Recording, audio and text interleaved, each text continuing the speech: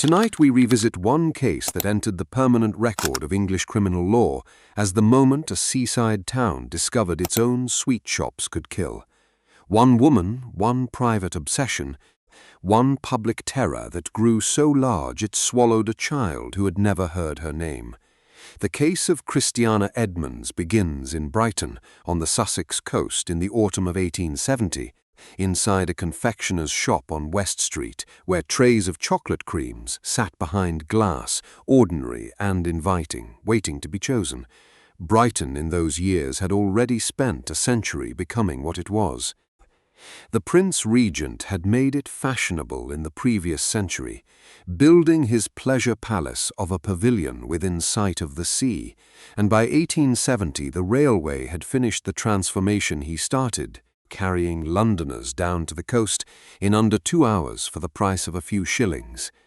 The seafront was a parade of white stucco terraces and glass-fronted shops, the chain pier stretching out into the water, bath chairs pushed along the promenade by attendants in uniform, invalids sent by their physicians to take the sea air for their lungs and their nerves.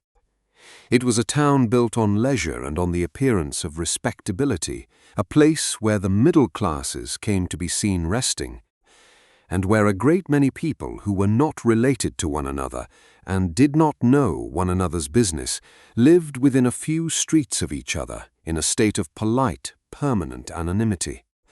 West Street ran down toward the sea, lined with the sort of shops that served this population of visitors and residents, milliners and stationers and chemists and confectioners, their windows dressed to catch the eye of a family on holiday, looking for a small treat.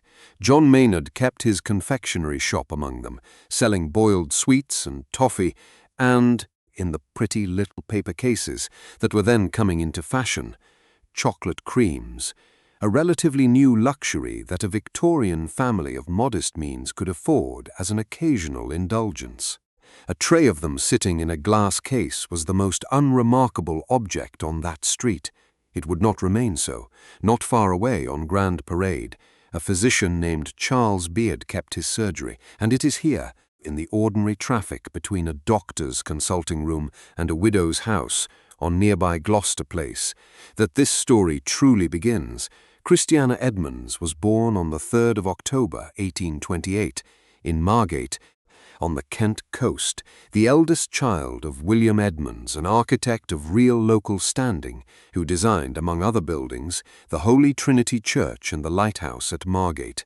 Her mother was Anne Christiana Edmunds, the daughter of a Royal Marines captain and sister to a man of some scholarly reputation. Christiana was raised with money and raised with polish, privately educated in the manner expected of a daughter of a professional family, and there was nothing in her childhood to suggest the woman she would become except one quiet, unspoken fact that the family did not discuss in company. On both sides of her family there ran a history of mental illness, an inheritance as real as the Edmunds' talent for architecture, though far less welcome and far less visible until it was too late to matter. By her early 20s she had been diagnosed with hysteria, a label the medicine of her era applied loosely and often cruelly to women whose distress did not fit any category the doctors of the time knew how to name. Her father's health declined. He would eventually be confined to an asylum himself before his death, a fact the family carried privately, the way such facts were carried in respectable households, sealed away behind good furniture and good manners. When he died, Christiana moved with her widowed mother to Brighton, to a house on Gloucester Place, 2 women of comfortable means and no occupation, living the particular kind of life available to unmarried gentlewomen of the Victorian middle class, which is to say a life with almost nothing in it to do. I want you to sit with that for a moment, because it matters more than it sounds like it should. Christiana Edmunds was, by the accounts that survive her, very pretty, vivacious, vain, coquettish, a woman who dressed well and enjoyed being looked at, and had, by the time she reached her early 40s, absolutely no legitimate outlet in the world for any of it. She had no husband, she had no children, she had no profession, because women of her class did not have professions. She had an income, a mother to keep house with, and decades of empty afternoons stretching out in front of her in a town built for other people's holidays. When Charles Beard came into her life, he did not simply become a romantic interest. He became the only significant event Christiana Edmunds had experienced in years. Dr. Beard was married to a woman named Emily, and by his own later account, whatever passed between himself and Christiana amounted to letters, and what he called mild flirtations, nothing more. Whether that was the whole truth or a convenient shrinking of it, delivered from a witness box, we cannot know for certain. What we do know is that for the better part of a year, the friendship or the affair, or whatever word fits best, absorbed Christiana completely, and that in the summer of 1870, Dr. Beard ended it. He ended it most likely because he understood the danger to his own respectability of continuing it. He did not, however, understand yet the danger of ending it. If you find value in stories told with this kind of care, the full record rather than the tabloid shorthand, I would ask you to consider liking this video and subscribing to the channel, and to tell me in the comments where in the world you are watching from tonight. It helps more than you might think, and it costs you nothing but a moment. Now, back to the record. In September of 1870, Christiana Edmunds gave Emily Beard a chocolate cream. We do not know exactly how the gift was presented, whether as a small kindness between acquaintances or a gesture. Christiana hoped would be read as generous rather than desperate. What we know is that the chocolate cream had been laced with strychnine, poison so bitter that it is difficult to disguise, and that shortly after eating it Mrs. Beard became violently ill. She survived. Whether Christiana intended her to survive or simply misjudged the dose is one of the questions this case never fully answers. Dr. Beard, treating his own wife through her illness, formed a private suspicion almost immediately. He had ended a relationship with a woman capable, he must have sensed, of a jealousy that ran deeper than ordinary heartbreak, and his wife had nearly died of poison shortly afterward. But Dr. Beard said nothing to the police. He had no proof, only suspicion, and he had a professional reputation to protect in a town where reputation was the entire currency of a medical practice. To accuse Christiana Edmunds of poisoning his wife would mean admitting, in public, exactly what his relationship with her had been. He chose silence. He chose it, we can reasonably assume, to protect himself, and that choice is the hinge on which the rest of this story turns, because the silence of one frightened doctor is what gave Christiana Edmunds the better part of a year to build something far larger than a single poisoned sweet. What she built next was not an act of passion. It was a campaign, planned and sustained over months, and it reveals a mind capable of a patience that should frighten you more than any single act of violence could.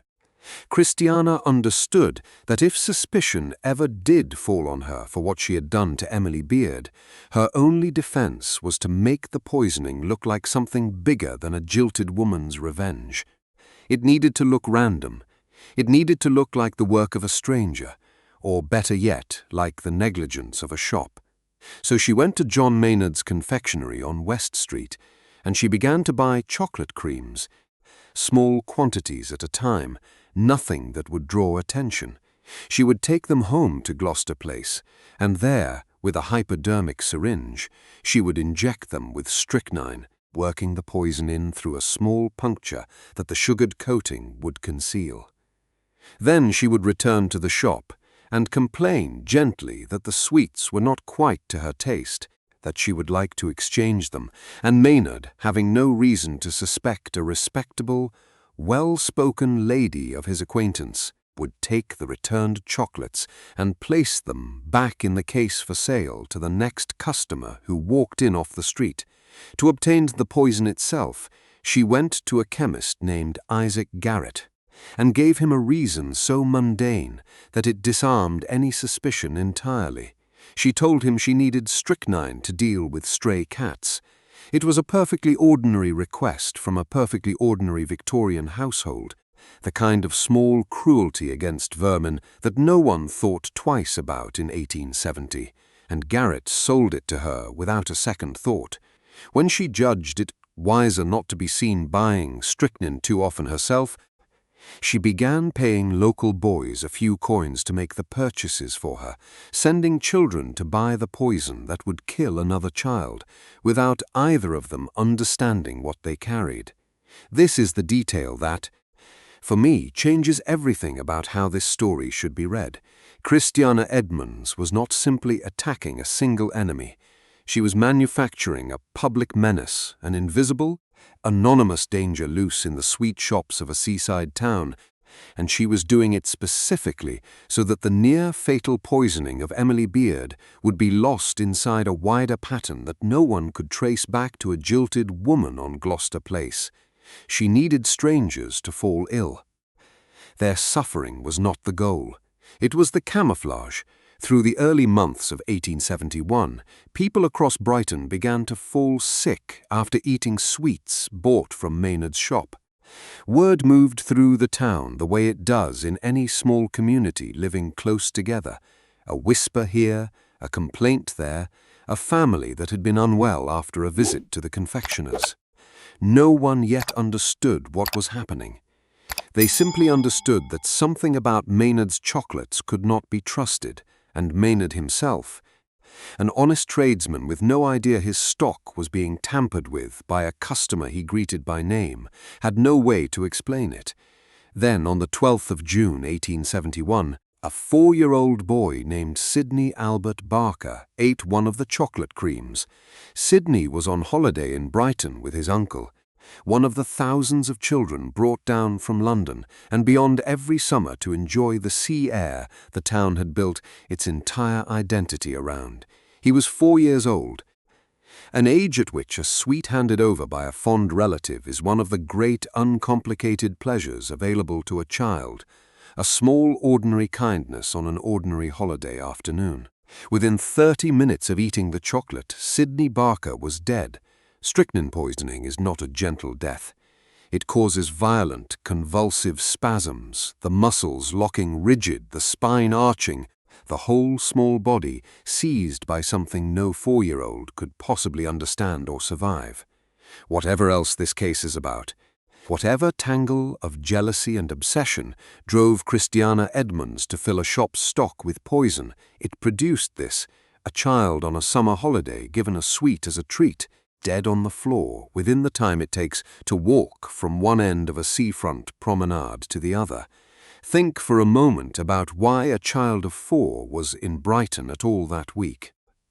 Victorian families did not send their children to the seaside for amusement alone.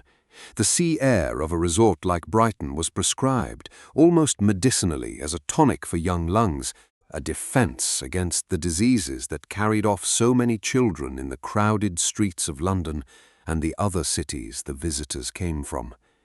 Sidney Barker had been brought to the coast, in other words, to be kept safe. His uncle had done exactly what a caring relative of the period was supposed to do, and had rewarded a small boy's good behavior on a long day out with the ordinary, blameless pleasure of a chocolate cream from a respectable shop on a respectable street. There was no recklessness in it. There was no warning available to be heeded.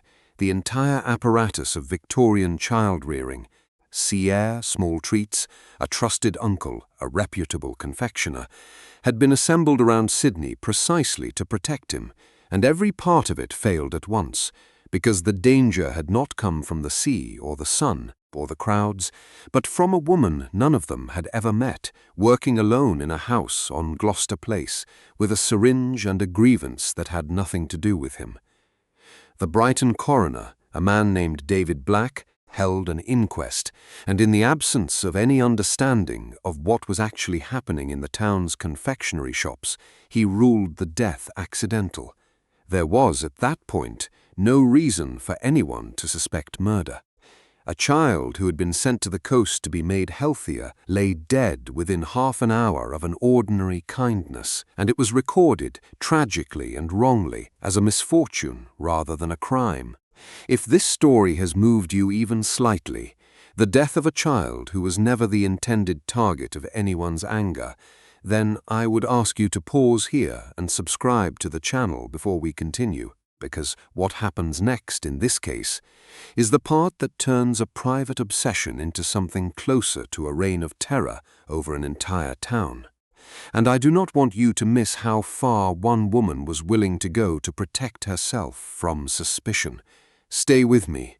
Now, back to the record. You would think that the death of a child, however it was officially recorded, would have stopped Christiana Edmunds cold. It did not. If anything, the wider panic that followed Sidney Barker's death gave her exactly the cover she had been engineering from the start, and rather than retreat, she escalated. She began sending parcels of poisoned sweets through the post, not only to Maynard's remaining customers, but to prominent Brighton families. Names that would ensure the crimes were taken seriously and reported widely, spreading the appearance of a menace with no personal target and no personal motive. She sent a parcel to Emily Beard again, who fell ill a second time, and in the boldest stroke of the entire scheme, she sent a poisoned parcel to herself, so that she too could claim to be a victim of the mysterious Brighton poisoner, a respectable woman terrorized along with everyone else. Above suspicion by the simple fact of appearing to suffer, she also began to write letters. Sidney Barker's grieving father received 3 of them in the weeks after his son's death, each signed with a different invented identity, one calling itself an old inhabitant and a seeker of justice, another signed only with the initials CGB, which happened to match Dr. Beard's own initials, and a third claiming to be a London tradesman now a visitor at Brighton. Each letter pointed toward Maynard, toward the shop, toward anyone and anything except the woman who had actually poisoned the sweets that killed the boy. Consider what that required of her. She had killed a child through indifference to who might eat her poisoned sweets, and in the aftermath, rather than feel the ordinary human horror any of us would expect of ourselves, she sat down more than once and composed calculated fictions to a grieving father, spending her own ingenuity on directing his anguish toward an innocent shopkeeper. Can this truly be coincidence that every letter, every parcel, every performance of victimhood happened to serve the same single purpose, protecting Christiana from the consequence of what she had already done to Emily Beard the previous September? It cannot. This was not a woman losing control. This was a woman working, methodically, for the better part of a year, to make sure that no one ever looked directly at her. But Dr. Beard could not unknow what he already suspected, and a death changes the calculation even for a frightened man. Charles Beard went to the police. He told them of his suspicions about the previous September, about Emily's illness, about the pattern of chocolates and complaints, and returns that connected Christiana Edmunds to the shop on West Street in a way that no other customer could match.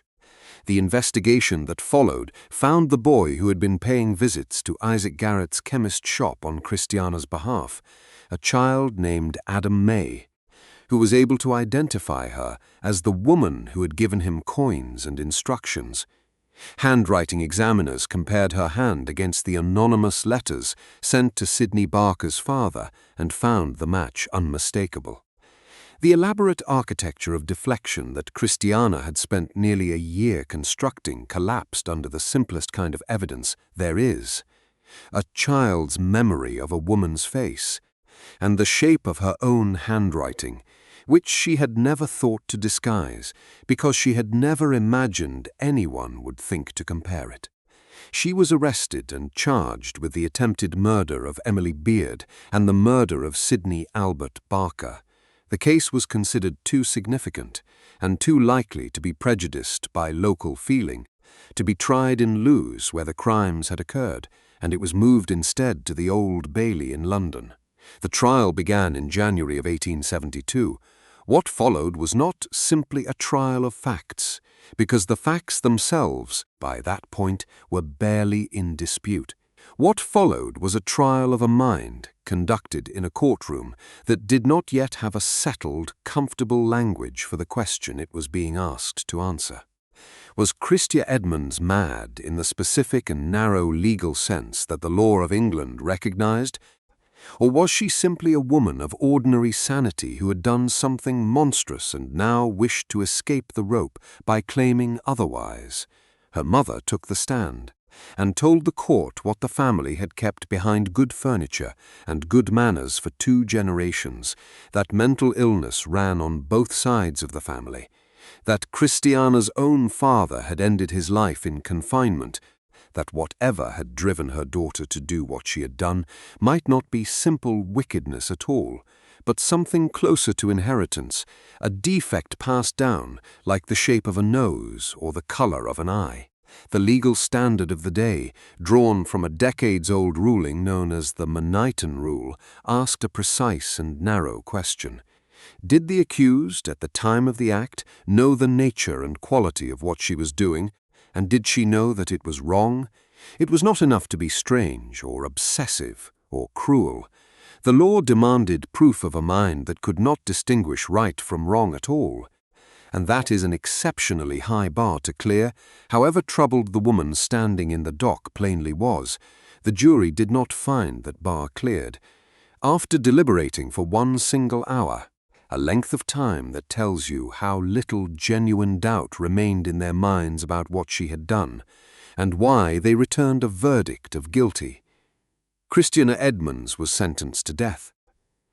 I want you to hold this detail in your mind, because it is the part of the story that reveals how differently the state and the medical establishment could see the same woman within the space of a few months. The death sentence should have been the end of it. Instead, before the sentence could be carried out, government physicians were sent to examine her, doctors from Broadmoor itself, the newly built asylum for the criminally insane, and where a jury of ordinary Englishmen had looked at Christiana Edmunds and seen a calculating poisoner fit to hang. The medical examiners looked at the same woman and reached a different conclusion. She was reprieved. The death sentence was commuted, and Christiana Edmunds was committed instead to Broadmoor, not for a term of years, but for the remainder of her life. We are near the end of this story now, and before I tell you what those remaining decades looked like, I want to ask you something directly, because this is the question that has followed this case for a century and a half, and it deserves more than a passing thought before the video ends. A jury said she was sane enough to hang. A panel of doctors said she was mad enough to spare.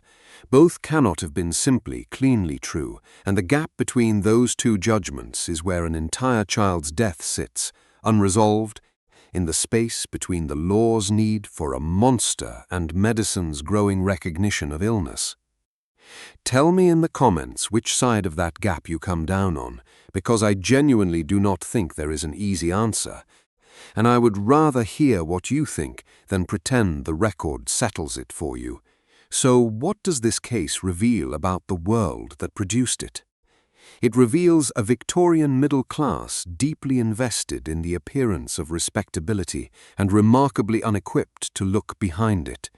Christiana Edmunds moved through Brighton for the better part of a year as a well-spoken, well-dressed, unremarkable lady of leisure, and that appearance alone was sufficient to let her buy poison on the thinnest of pretexts, return tampered sweets to a shop without question, and write anonymous accusations against an innocent tradesman without anyone examining her handwriting until a child was already dead.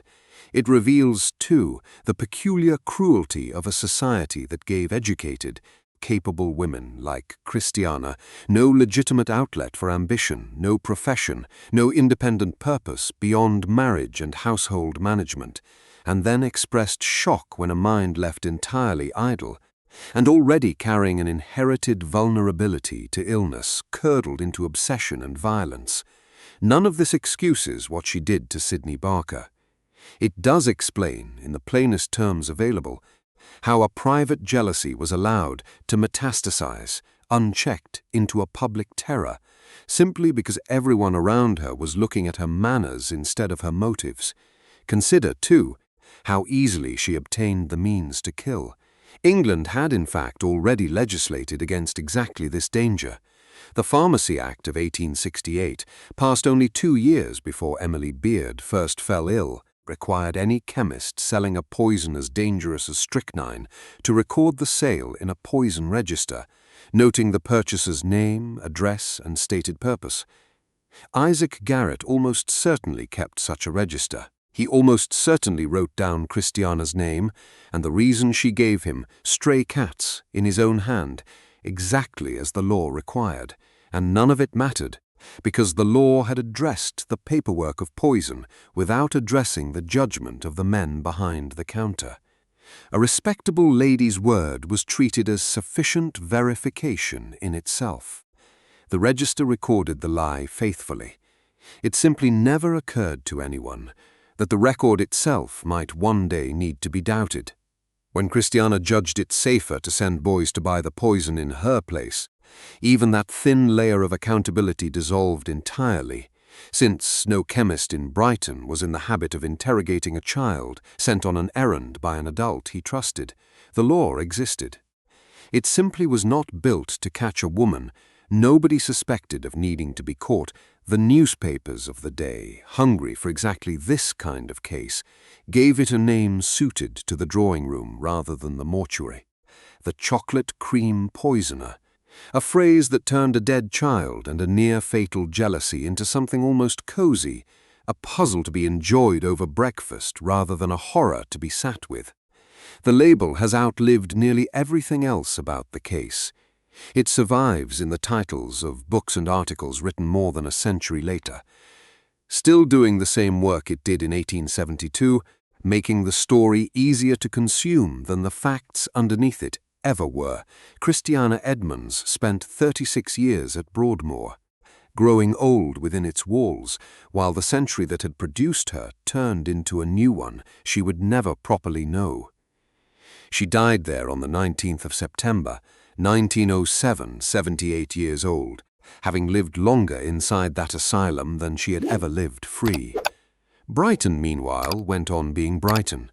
The chain pier eventually fell in a storm and was replaced. West Street still runs down toward the sea today, lined with different shops selling different things, and nothing on that street marks where a confectioner once sold sweets that a jealous woman had turned into weapons. Sidney Albert Barker was buried, a 4-year-old boy who never did anything in his short life except take a sweet from someone he trusted, on an ordinary summer holiday in a town that was supposed to be safe. Christiana Edmunds. His name was Sidney Albert Barker. She lived to 78 behind asylum walls that judged her too ill to hang. He did not live to see his 5th birthday. Somewhere in the distance between those two facts is the whole of what this case has to teach us, and it is not a comfortable lesson, and it was never meant to be.